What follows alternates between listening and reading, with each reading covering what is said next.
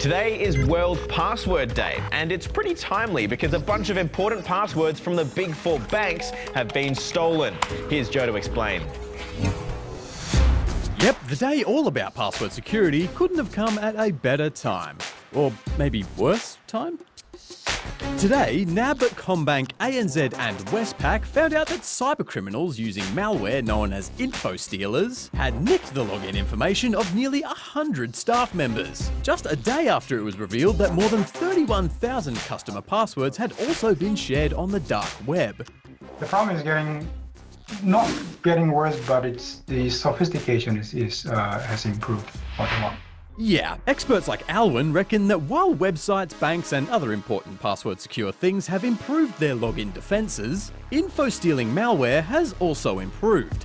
In fact, data experts say that more than 58,000 devices could already be infected in Australia and about 31 million globally, claiming up to 3.9 billion passwords without us even knowing. Unless you're really an expert working in cybersecurity, it's a bit hard to spot sometimes.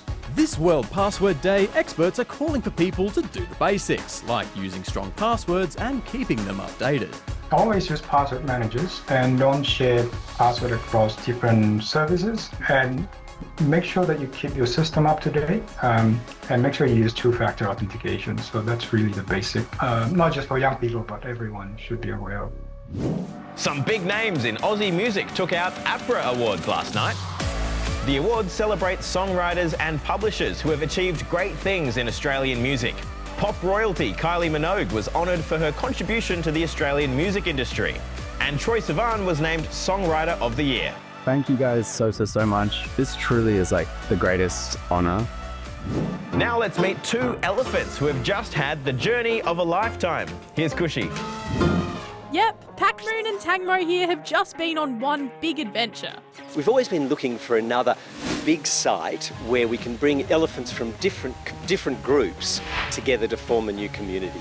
Which is why they've taken a massive road trip, all the way from Taronga Zoo in Sydney to Monarto Safari Park in South Australia.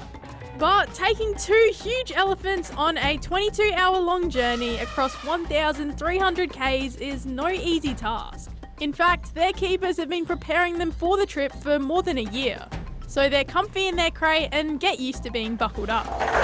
And that basically allows them to brace themselves on the journey, a bit like the handle that you have on the bus when you're standing up. Along the way, these VIPs had lots of security and lots of fans trying to catch a glimpse. They were taken care of with plenty of welfare checks and pit stops for snacks, of course. Snacks are a way to win an elephant's heart. They're very much the key to building a lasting relationship with the elephants. And now they've arrived safely in South Australia. Getting these elephants is a bit surreal, actually. Boon and Tang are now getting used to their new home and meeting their new housemates, Burma and Permai. Now it's time for some stories that'll make you go, hold on.